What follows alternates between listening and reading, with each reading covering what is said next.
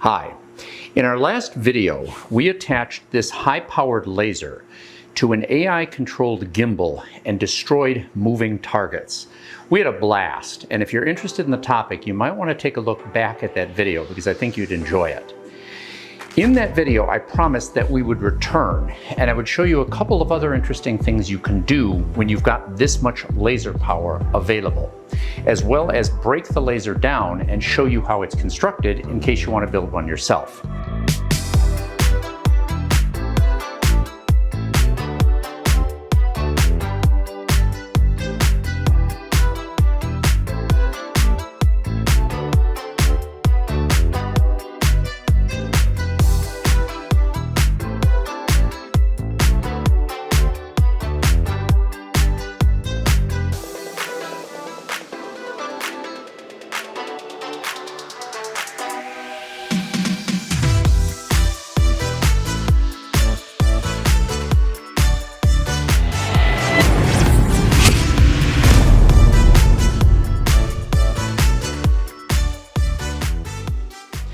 Now, most of the time when you have a high-powered laser, you will focus the beam down to a small spot in order to do laser machining, cutting, additive manufacturing. For example,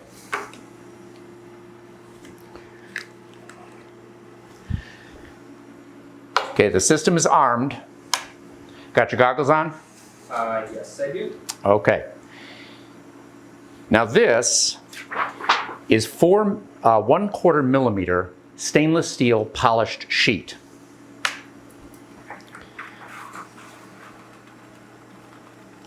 And as you can see, it cuts right through there, like butter. And we are only using this laser at 65% power, or 350 watts.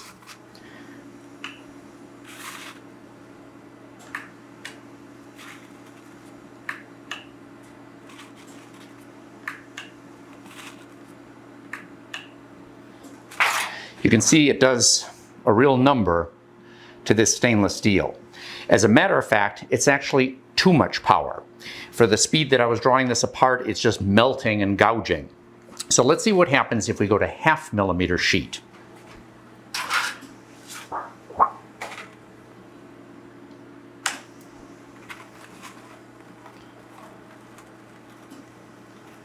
No problem. Still cutting through it very easily. And you can see that the power level is a little more appropriate to this thicker sheet.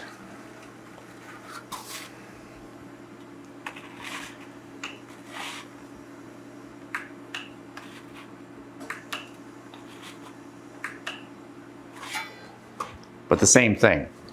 As a matter of fact, the amount of power that we're using here is enough to cut through very, very thick sheet if you just draw it across a little bit more slowly. Now, to accomplish this, all I did, as a matter of fact, before we get there, if you can see on the other camera, you'll see a little hole that is being augured into this fire brick. This is aluminum oxide fire brick. It's made for kilns and high temperature furnaces, and even beyond the focus of the beam, it still is hot enough that it can't withstand it. There's a lot of power here. Now, in order to accomplish this, all I did was place a converging lens in front of the laser array, and that leads to a very high concentration of power. The lens I'm using is a 75 millimeter or 3-inch diameter by 250 millimeter or 10-inch focal length spherical lens, an f3.3 lens, focal length over diameter. This brings the spot down to 1.2 millimeters in diameter, and if you do the numbers at 350 watts, this works out to a little more than 30 kilowatts per square centimeter, plenty to cut through the stainless steel. Now, if you wanted to get much smaller spots and far higher intensity, it's easy to do. Just replace the lens. If we cut the focal length of the lens from 250 to 125 millimeters, cut it in half, we will reduce the spot size to half, and we'll increase the intensity by a factor of 4, 2 times 2, and you could go much further. The only rub is that this is already an f3.3 lens.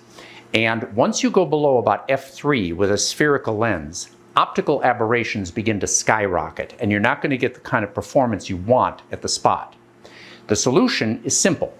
Replace the spherical lens with an aspherical lens. It has a different curvature, and it eliminates the spherical aberration, and then you could go as far as you want. The only rub is that this lens costs $72, and an equal-sized aspheric lens will cost about $700. So it depends on your application. It's not cheap, but it is easy. Now, it's rare to have an application where you would ever intentionally enlarge a laser beam, defocus it. But that's what we're going to show you next. So, you can probably figure out where we're going to from here. All I did was I elevated the laser assembly substantially so that it still reaches its focus at 250 millimeters, but then it continues on to diverge into a larger area about the size of a burger. Now, before I get started, I'll bet you were pretty impressed with what this laser was able to do to the stainless steel. But you may have been a little disappointed by the appearance of the beam on the camera. The reason for that is that this class 4 laser is so powerful that not only do Alex and I have to wear protective goggles, so does the camera. That filter on the front of the camera blocks the laser light. Without it, if the camera were to image the focus of the beam, it would damage the light-sensitive chip, damage the camera. So to give you an idea of the magnitude of what we're talking about, he's going to go in the other room and take the filter off, and then I'm going to turn on the laser.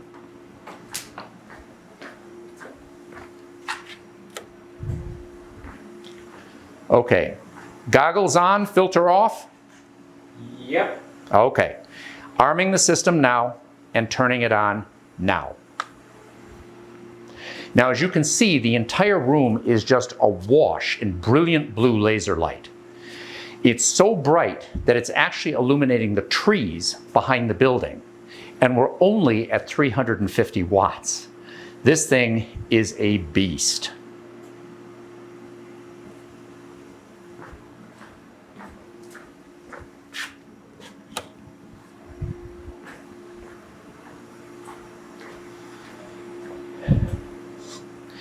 Now, one of the nice things about cooking with a laser as opposed to a microwave and more like on a grill or a stove is that you can preheat your cooking surface while you're preparing your food. So you got your goggles on? Yep. Okay. We're going to turn on the camera, arming the system and turning it on now. Now, if you look at the temperature probe that we've got mounted below the pan, you can see the temperature on the meter is going up very rapidly. What we're going to do to this 2 kilogram cast iron skillet is we're going to bring the temperature up to about 200 to 220 degrees Celsius or about 400 to 450 degrees Fahrenheit to get a good sear on the meat. But as you can see, that's not going to take very long. All right, you can see that we're up at around 200 and it's heating up very quickly. So what I'm going to do is I'm going to add a tablespoon of a high smoke point oil. This is avocado oil. You can use peanut oil. You can even use clarified butter. It has a remarkably high smoke point. And when you're cooking with a laser, you want a high smoke point. So I'll put this in there and then we'll put on the burger.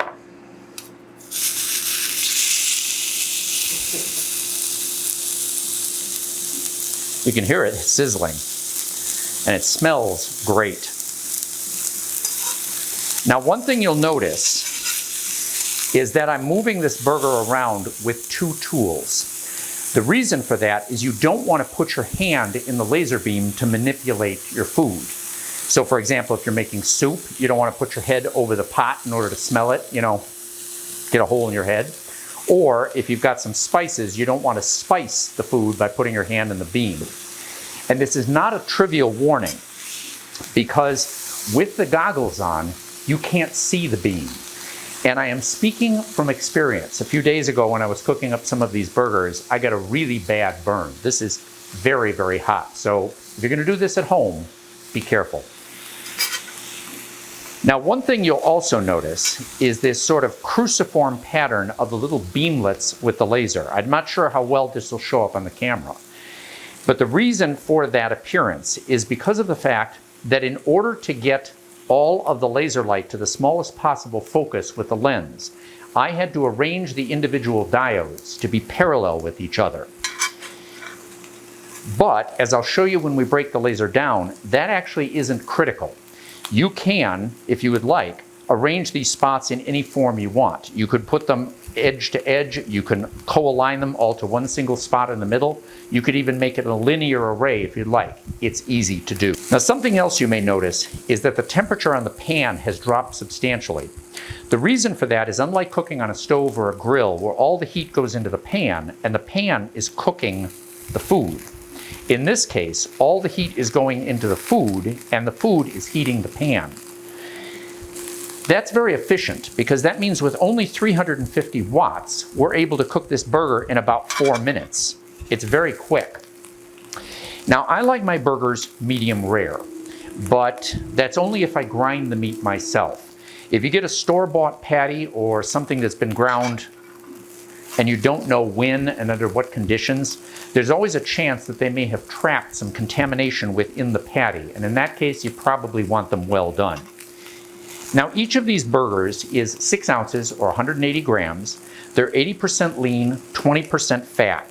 And I like to take the burgers out of the refrigerator about an hour and a half ahead of time to allow them to warm up to room temperature. And it's at that point that I will put the seasoning on, whether you use salt or pepper or one of these pre-made rubs. This one's particularly good, Yellowstone. They don't sponsor us, it's just I like it. And so that's what we're using on the burgers. The point is, because most of them contain salt, during that hour and a half, they will draw out some of the moisture, concentrating the flavor in the burger. It's a nice technique.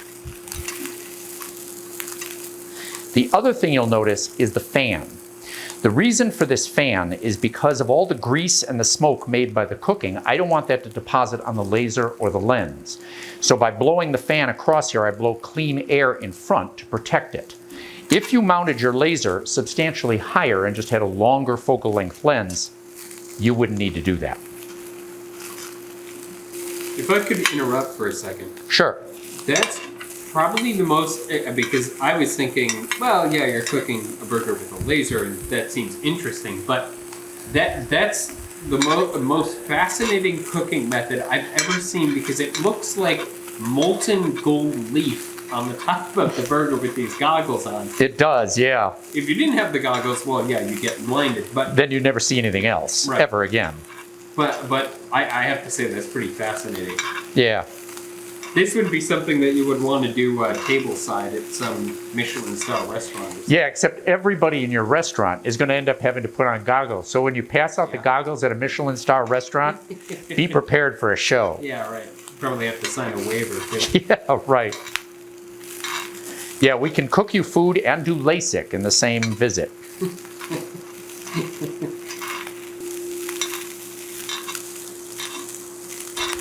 Now, an interesting thing about goggles, Alex is wearing some very occlusive goggles. They have an optical density of 7, so only 1 part in 10 million gets through from the beam.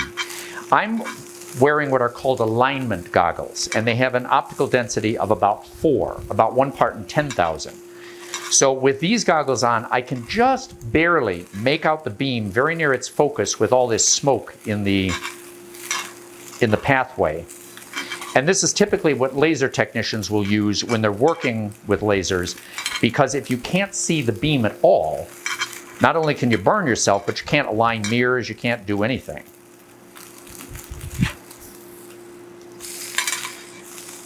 Now, my favorite cheese on a burger is Havarti. And in order to get the cheese on, in order to get this in the way of the beam, all I have to do is turn off the light, put on the cheese, and turn it back on. It's almost instantaneous. Now this will take a few seconds to melt, but not too long. All right, now I'll move this over here for now. And now I'm going to take the lower bun and place it in here. Now, bread has almost no thermal inertia. It's almost all air, so it heats up very, very quickly. This will toast in about 30 seconds under the beam. But you still have to move it around because you don't want the toast to turn to just burning. It smells good in here. All right, that's enough. Now, a little smear of mayonnaise.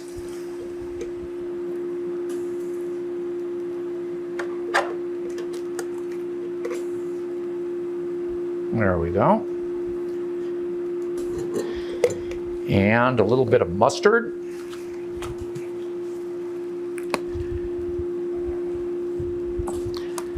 And some hot peppers.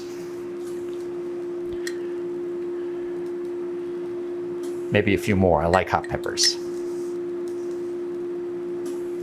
There, that looks good. Then we'll take our burger.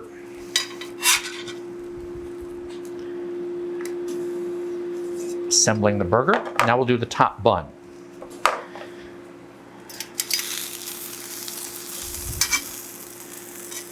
Now, one thing you'll notice is I'm turning the bun around so that it doesn't burn, but I'm not turning it that fast. Every few seconds, giving a little bit of a turn to distribute the heat. But watch what happens when I turn the burger over. It almost instantly toasts. The reason for that is because the other side had open cells and the light was able to penetrate all the way through the bun. The top side with the crust being a little darker absorbs a little bit more of the laser light, but more importantly, because it's closed cell, almost all the energy is deposited in the top millimeter or less, so it can burn very quickly. And you almost always know when you've had a laser burger because of the footprint. So, now for the moment of truth.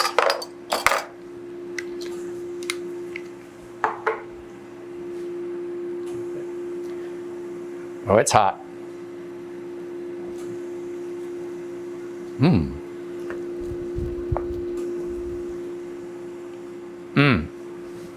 Perfectly done.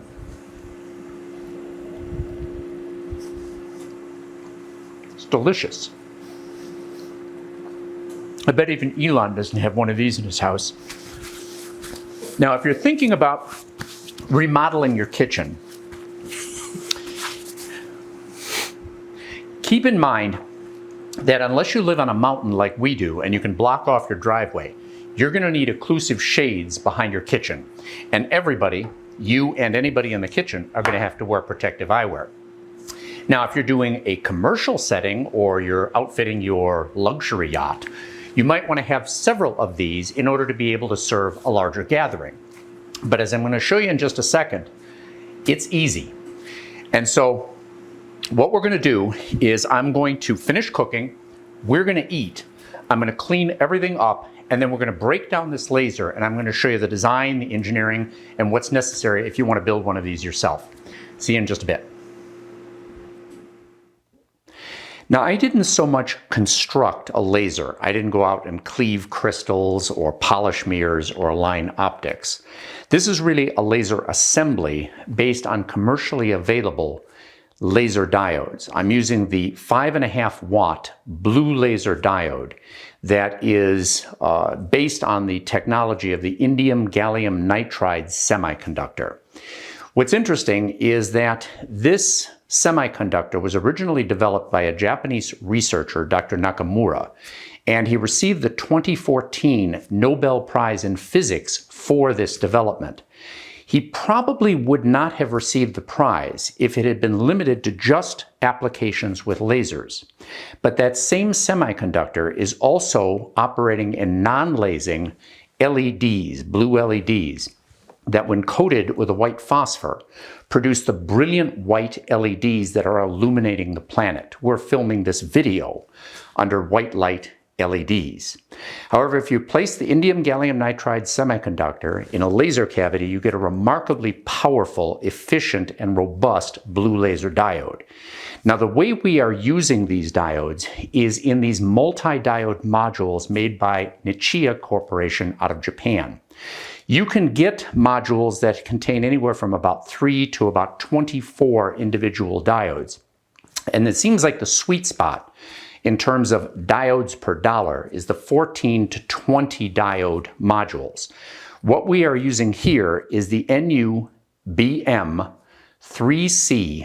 20 diode modules that have a typical or a nominal output of 112 watts per module at 3 amps. Now, as you'll hear, and as I'll explain, you can go a lot farther than that. The purpose of these modules is as part of the light engine in a high-end cinematic scale video projector. The bright blue light that comes out strikes a white phosphor mounted on a glass disc, similar to an old CD, that rotates in front of the diode to distribute the heat.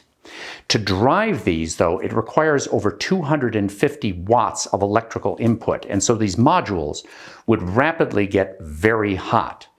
So what they do is they bolt these things down to a large heatsink, and then with a powerful fan, they blow air over the fins of the heatsink to keep the modules cool. Sorta. The limitation is that air is a relatively poor heat conductor, and the temperature of the air blowing across the fins is limited to room temperature air, the air surrounding the projector. As a result, these things will usually run around 55 degrees Celsius in one of these projectors. And all laser diodes perform better the colder you make them, for a couple of reasons. One is called threshold efficiency. The other is called slope efficiency. Threshold is sort of how much power, how many amps do you have to put into a laser diode before you begin to get that first milliwatt of laser energy out. It's sort of an overhead, it's an inefficiency. And when you lower the temperature, you lower the threshold, so you have less wasted heat and power. Slope efficiency is the relationship between how much laser power you're making as you're adding additional current or amps. And what you want is for that slope to be as steep as possible, the most amount of power for the least amount of current. As you lower the temperature of the diode, the slope of that relationship increases, increasing the efficiency. So when I obtain these modules, they normally come with little wings on the sides that allow you to bolt them down to the heatsink. But because I wanted to compact everything as tightly as possible, I actually removed those wings. And it was a bit of a hair-raising experience because I actually had to put a functional laser into a milling machine in order to remove that metal. Turns out it was no big deal. Very sharp tooling, slow speeds, and no cooling fluid, and I was easily able to remove the tabs. Then I glued with some of our thermal epoxy each one of these modules down to a copper heat exchange block, and then I run a lab chiller through here, keeping the temperature down at 10 degrees Celsius. Now you'd gain even more efficiency if you ran it even colder, but the practical limit is that once you get down below about 10 degrees, you're getting near the dew point in the room, and you can get condensation on your feed lines and on your module. So we left it at 10 degrees. But even at that reduction in temperature, we gain 10% efficiency on this module and get 122 watts out at 3 amps. But it gets much better than that. If you take a look at some of the early videos we did on this channel, we were building laser projectors, entertainment type of DJ sort of multicolored laser projectors. And so I've been working with these blue diodes, at least in their single form, for about a decade. And anybody involved in that technology knows that these diodes are remarkably robust. They're difficult to kill. You can drive them substantially beyond their theoretical maximum, and they do just fine. So because I had a big investment in these diodes, I decided to do some destructive testing to find out just when would they break. So I hooked up another module like this one and glued it onto a heatsink, ran the chiller through here, kept the temperature at 10 degrees, fired the output into a laser power meter, and then hooked it up to an electrical power supply and started at a modest 1.5 amps. And then every 20 minutes, I increased the current going through the diode module by 200 milliamps or 0.2 amps. So 1.5, 1.7, 1.9, and so on, every 20 minutes. It took a long time because I had to stay there in order to observe it in case it did break. I wanted to know when and how. When I got to the limit of that power supply at 5 amps, the unit was doing just fine and was producing 195 watts of output. So I had to make a decision. Do I get a bigger, higher current power supply and just run it until it smokes? Or what I did do is I kept it at 5 amps and ran it for 24 continuous hours. No problem. So fluke? Probably not. I took a second module, repeated the test, ramped up a little more quickly, and again, 5 amps for 24 hours, no problem. So potentially, if you've got the power supply to be able to do it, a little module, a little unit like this, could produce nearly 800 watts of visible laser output. What you saw demonstrated earlier in the video was less than half that. This is truly a beast. And with our smaller power supply hooked up to this, we consider full power to be about 520 to 540 watts. But it's like having 1,000 horsepower in your car. You know, it's excessive. You're probably never going to use it, but it's kind of nice to know that you have it. Now you can pick up these individual modules on eBay or AliExpress for between about $300 and $350 each. However, if you're willing to go directly to a supplier in China and are willing to buy a large quantity of them, you can pick them up for substantially less, and that's what we did. And before anybody asks, oh, you got some spare modules you want to sell? The answer is no, because we're going to need all of them. Stay tuned. Now, let me explain to you a little bit about the setup here. I'm going to turn the module over. That's just my spacer here. And what you can see here is an aluminum frame that I machined out simply because I have a mill. And this would be a good opportunity for 3D printing if you wanted to, because it's not structurally loaded very heavily, it doesn't get hot or cold, and the precision isn't even that high.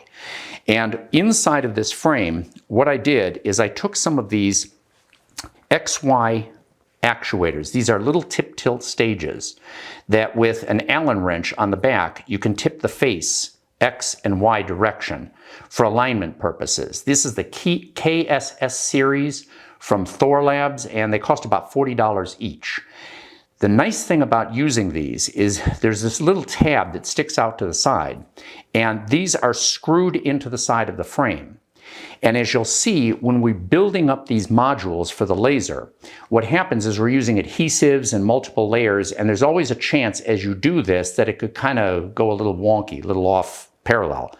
So once we do the final fabrication, put everything in, wire it up, then we can just use a little wrench to fine-tune alignment of the modules to make them perfectly parallel. Or as I was showing when you're cooking, you can arrange them in any orientation you want for the purposes of whatever application you have. It's a nice touch. Now the cooling here, again, pretty straightforward. We have a feed line here, and we're using soft silicone tubing and some right angle polyethylene fittings. The fluid goes in one side of the module, it goes out of that module and into its neighbor, and then back to the return line over here. And the same thing is true on the other side. And it's a great way of coalescing 8 different ports down to a feed and a return line. And the nice thing also about this very flexible tubing is you can move this around if you're getting in here with a wrench or you want to manipulate things, and it doesn't put a lot of torque on the underlying structure. It works really, really well. Now, one other thing I want to show you before I go away. You see this red material here? These 1 millimeter thick fiberglass sheets that have been glued between the actuators and the modules. I'll explain what the purpose of this is in just a second, but you just remember that they're back there. Now on the front here, I'll get to the electrical system in a sec, but I want to talk a little bit about the lens and the optics. What I did is I took some discs of aluminum and I turned them in the lathe. And in this case, I would stay away from 3D printing because anything that's holding optics in front of the beam could potentially be hit by a stray beam and it could get kind of hot. So I'd stick with aluminum for this purpose. I turned the inner bore of these discs to match typical commercially available optics, whether you're dealing with 1, 2, 3, 4 inch or 25, 50, 75, 100 millimeter. It fits the lenses, and there's a little lip or a little tiny ridge at the bottom of the bore. At the bottom of the bore, you see that little ridge? This supports the optic so that when you drop the lens in there, it sits there and remains perfectly parallel with the face of the disc. And then what I do is with a 2-part RTV, I place a couple of tabs of the RTV around the edge of the optic to hold it in place. RTV is excellent because it has a very high temperature tolerance. It doesn't melt like an epoxy would. And in addition, it's strong. It's not going to come apart. But at the same time, if I really wanted to, I could just pop the lens out in order to replace it. So if I wanted to put an aspheric lens in here, a different focal length, I don't have to make a whole bunch of different discs for that purpose. And then the reason for the holes around the sides is simply it allows me to put spacers in here, like these, and then hold the optic at a fixed and parallel distance from the front of the lasers in order to build up an optical assembly. And because there are multiple holes here, you can put multiple optical elements in here to produce whatever kind of result that you're looking for. It's convenient, it's easy, it works very, very well. Now, probably one of the big reasons why we're able to get such incredible performance from these diodes and able to drive them so hard, and they do just fine, is the fact that we're able to keep them so cool. And that's really, I think, the key to doing a successful project here is keeping the diodes cool. Now, when you're trying to keep a system cool, you're trying to get the heat out of it, you really have two tools. Heat flows from hot to cold. It flows downhill. So one thing you can do is keep the cold side very, very cold. That makes the hill very high.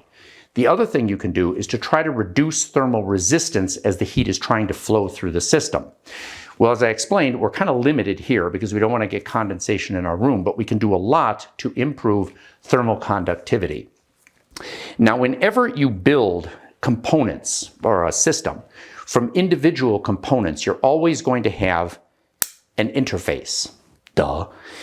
However, even though these pieces of metal look very flat, when I put them together like this, they're actually only contacting at very, very few points, a few ridges, a few bumps. The vast majority of the area between these two pieces of metal is air. Now, that is a problem because copper has a wonderful thermal conductivity. The number associated with it is 400, and the units are watts, meters, Kelvin. What that means is if you had a cube of copper that was a meter by a meter by a meter, a huge cube of copper, and you maintain two opposite surfaces at a 1 degree Celsius or 1 Kelvin temperature differential, it will continuously flow 400 watts of heat. It's excellent. It's one of the best thermal conductors out there. Aluminum, 200. Steel, 70. Air, 0.03.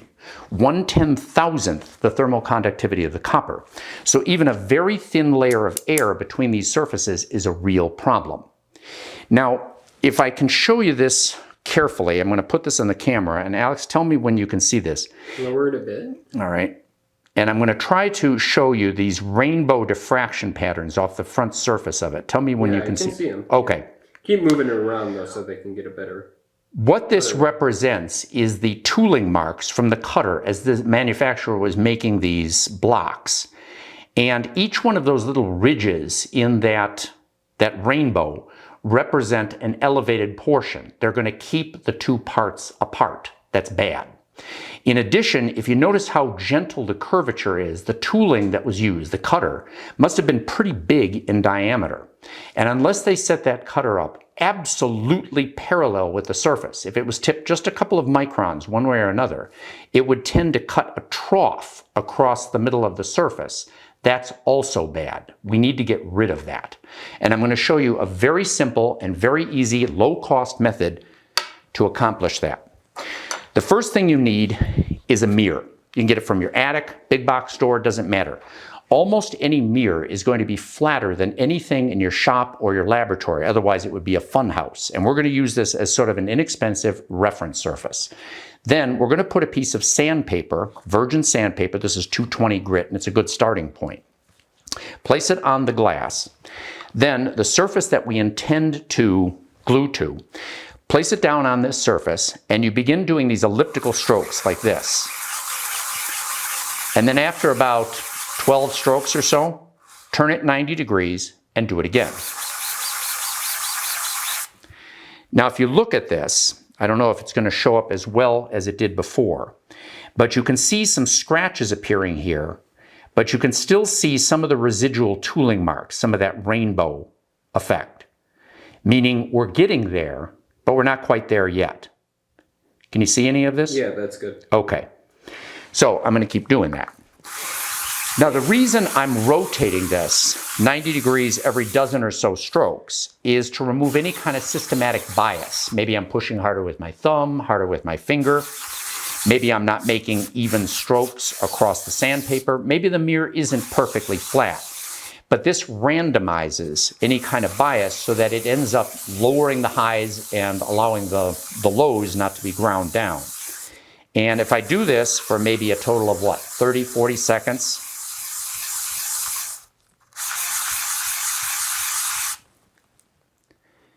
now if you look at this, I don't know if you'll be able to see this, but it's just a sort of a spider web pattern of scratches across the surface. The tooling marks are gone. And because they're gone across the entire surface, it means the surface is flat. But it's still a little bit rough.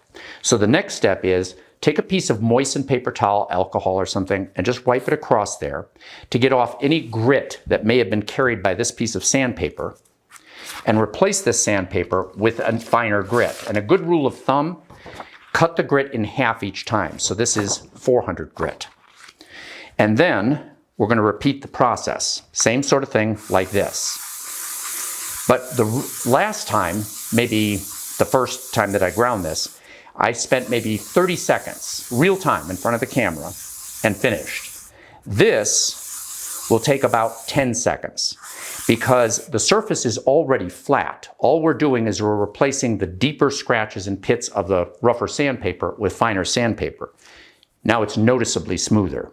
And what I would do is I would then go to an 800 grit, and that's enough. Once you get down to about 800 grit, you're down to micro-inch and sub-micron defects in the surface. It's good enough.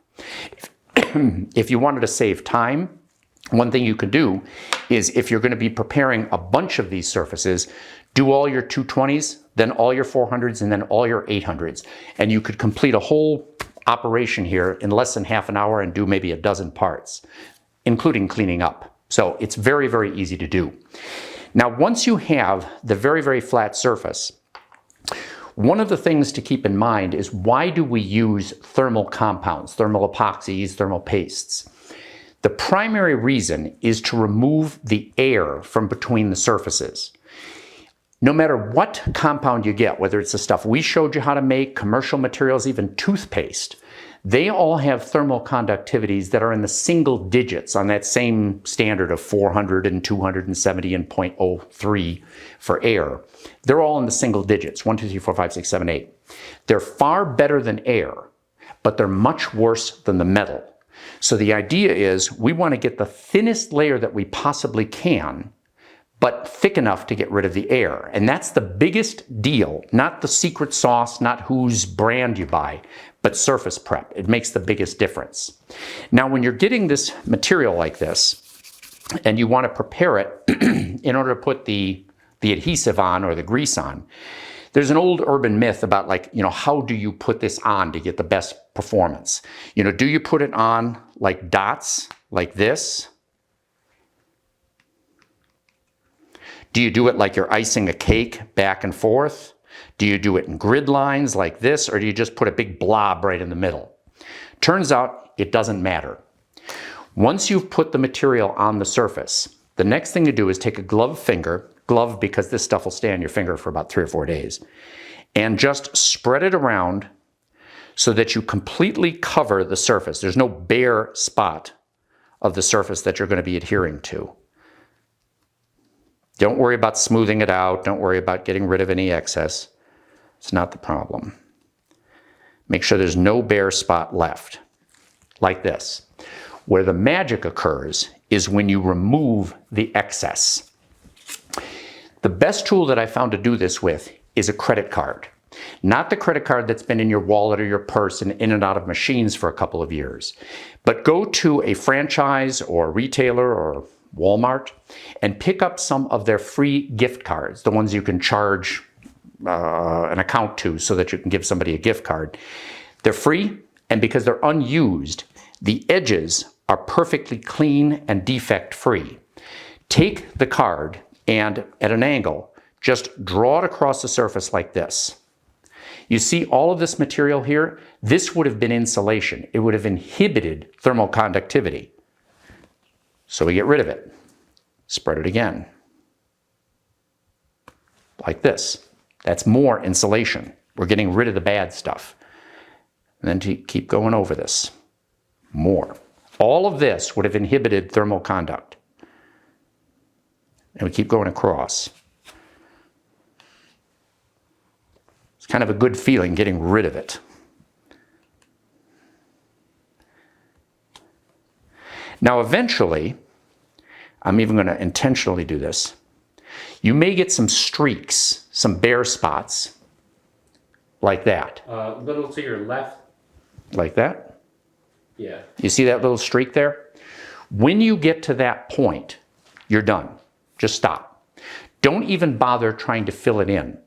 The few percent that you're going to lose in thermal conductivity, because that may be filled with air, is far less significant than the thinning of the layer. You may gain 100% in thermal conductivity because you've removed another layer of the adhesive or the grease. So don't worry about the streak.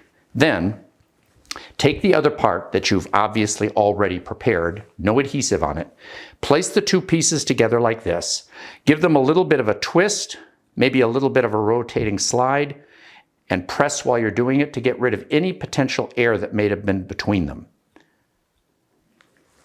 And you're good. I've used this technique for many years with high performance lasers and electronic equipment. It works very, very well, but you have to do both. If you're not going to flatten the surface, you can't afford to make the layer that thin, and so therefore you're going to need to use a thick layer of adhesive. And if it turns out that you do thin it out, you don't want to leave a thick layer of adhesive. So surface prep, super thin layer of the thermal interface material, and you get wonderful performance. Now, before I get into the electrical system, I want to take a break and I want to explain a little bit about laser safety. And please don't click off and go, oh, boring. This is really critical. I'm not being a Karen here. When you have a laser that can produce 500 to 1,000 watts of power, it can start fires, it can burn a hole in your leg, your arm, your face, your hand. I got a pretty bad burn a few days ago when I was making those burgers, and it still hurts. But the point is, this will heal. If you get this kind of power into your eyes, it's permanent. It won't heal, and you only have 2 of them. So this is really, really important. Now, one of the things that you will probably notice is you can find inexpensive laser hardware from eBay or Amazon. I would tend to stay away from that because they're your eyes, and stick with companies that have been around for a long time and have a lot to lose if they mess up. Edmund Optics, Thor Labs, Kentech Laser. I've worked with all of them. They've been around for a long time. Excellent products. They're not going to be cheap. You're going to spend maybe $100 to $150 for a pair of goggles like this, but it matters. One of the things about any type of laser eyewear, by law, they have to have some writing on the side of the eyewear. Very tiny, but you can read it. It's on here. it's on the base of these, it's on the base of these. What the writing indicates is the wavelength range that the laser goggles will protect you from, and an OD. OD stands for optical density, or the power of 10 reduction in laser transmission. So if you have an OD of 0, 100% of the light gets through. If you have an OD of 1, 1/10 gets through. An OD of 2, 1/100th gets through, and so on. You can get eyewear that has an OD over 7, 1 part in 10 million. And that's actually true of the goggles that Alex was wearing when we were doing the early part of the video. They're wonderful, and they block all the laser light. I was wearing a different pair of goggles, still very high quality, but they're called alignment goggles. The difference is this has an OD of 4 at the wavelength of the laser. The reason for that is if you work with lasers a lot, like I do, or you're a laser technician, or you're a scientist, and you wear these kinds of goggles, what happens is when you put these on, you can't see the beam at all. You don't know if it's on, you can't align it, you can't work with it. And so what ends up happening is when you're wearing these, you end up sneaking a peek in order to see what's going on. And if you work with lasers, you know what I'm talking about. This kind of undermines the safety feature of these goggles. The alignment goggles let a tiny bit of the laser light through so that when it strikes a surface, you can see a little bit of a glow. You can work with it without removing the goggles. So you can pick goggles for different kinds of applications. It's a little more complicated than you might think, but it is a very important thing to do. In addition, good quality goggles will have a side barrier. Sometimes the light isn't coming straight in, but it might come in at an acute angle, and you want something that's going to block that. This is pretty good. This is obviously excellent. This, all right. Let's get to the electrical system. Now, one of the interesting things about laser diodes is they have a property called negative resistance. Effectively, as you send more current through them, the resistance drops.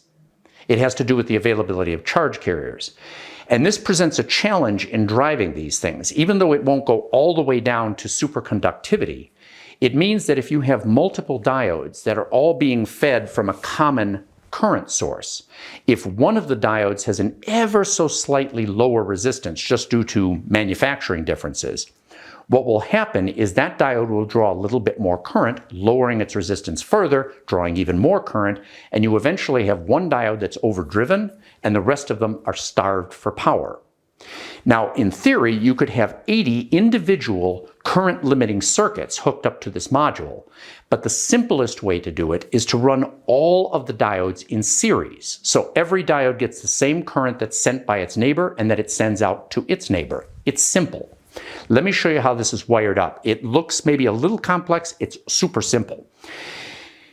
Each diode is polarity, has a polarity indication because you have to run the correct polarity through a diode. You can destroy it or damage it by inverting the plus and minus, the cathode and the anode.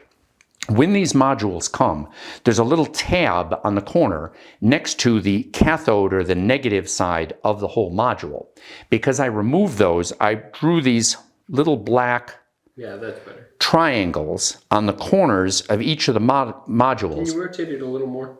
Like this? Yeah, maybe, a little bit more than that. Yeah, that's better. Okay. So you can see those little black triangles there. They represent the cathode side of each one of the modules. So what happens is the red anode side goes in through the anode side of this module. It goes across all of the diodes in that module, bridges to the next module through its anode side, all the way through, and then through this wire right here, loops around to the second row and repeats the process. Then it loops around to the third row and then to the fourth row.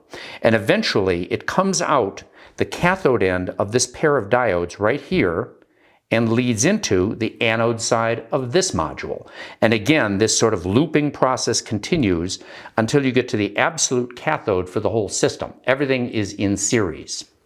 Now, that's not that difficult and pretty easy to understand, but there is a challenge with this. When you have 80 individual diodes that are all wired up in series, the voltage drop across this is over 300 volts. at 3, 4, 5 amps. This is lethal power.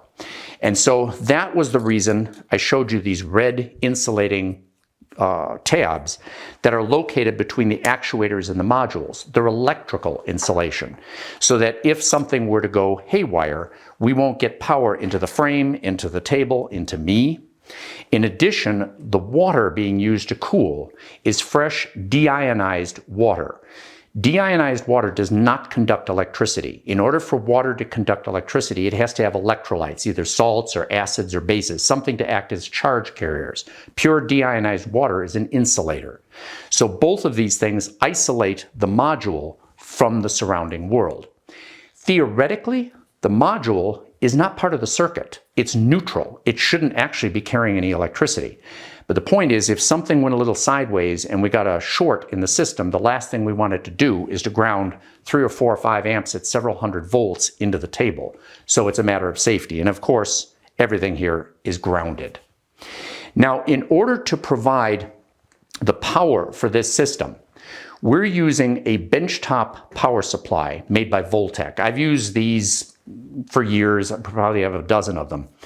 Relatively low cost, very good performance, and in addition, they're even willing to custom make high-powered versions of some of their benchtop power supplies, and we're getting some of these in order to be able to drive a large number of diodes at very, very high currents. So it's a nice company. I would go with them. Now, this particular unit is voltage and current limited, so you can set up whatever you want in order to be able to drive your diodes. The problem is, every time you want to turn your laser on and off, you don't want to be going to the front surface or the front control panel and adjusting your voltages or your currents. In addition, the last thing you want to do to turn your laser on and off is to be shutting the power supply on and off, because you can get some very brief transient voltage spikes and even voltage reversals during that initial phase. Not such a good thing to do. So what we did is you set this thing up to the optimal running parameters, and then we use an external switch from a company called Crydom to do the actual switching of the laser. When it closes, the laser is powered. I like these things. It's Senseta, I believe, Crydom, C-R-Y-D-O-M. They're based on an SCR, a silicon-controlled rectifier. It's a solid-state switch. And they come for a variety of different capacities, from several amps up to 50 or 60 amps, up to 500 volts, AC, DC, whatever you like. You can get them on DigiKey for about $100 each. And the really nice thing about them is that in order to turn them on and off, close or open the switch, it needs a 3 to 30 volt DC potential across the trigger leads. That's all. So our little remote box supplies that. I've got 2 switches here that are in series. One is the arming switch and the other is the multi-mode switch. I'll show you in here. That they're just wired up in series. So can you rotate it this way? Like this. Perfect. This switch here is 2 modes. So right now it's off. Now it's permanently on. Now it's momentary. And all this does is switches the 9-volt battery that I've got in the back of the box in order to be able to switch this on and off. And the really nice thing about this is, because it's a relatively low DC voltage, this would also be switchable by a 5-volt TTL switch from, say, a computer. So if you wanted to remote everything, you could do it from a computer by just replacing the manual switch with the computer switch. That's pretty much it. Now, if you wanted to save money, you wanted to do this project, but you wanted to save a few dollars, one of the things that I think you could probably do is get rid of the chiller. It's nice to be able to run it down at 10 degrees, but even if you got, say, a couple of these big computer water cooling radiator systems, we've used these before. They're inexpensive. You'll keep the water-cooled loop down at 20 degrees instead of 10, much better than in the projector. And you'll save yourself a pocket full of money, so that might be one option. And in the next video, what we're going to do is we are going to, as I've hinted at, we're going to be kicking everything up a couple of notches. This is going to get huge, so keep your buttered popcorn available. And if you like the kind of stuff that we're doing here, please subscribe. We're getting so close to 1 million subscribers, we can taste it, and it would be wonderful if we could get there in the next month or so. Really appreciate it. And if you think you've subscribed, just like I said in the last video, YouTube has been unsubscribing people without telling them for some time now, and it is a bit of a problem, so I'd appreciate it if you take a look. But in any case, I want to thank you very much for watching. Stay safe. If you're going to order your diodes, order the eyewear at the same time. Please stay safe. Have fun, and I'll see you soon.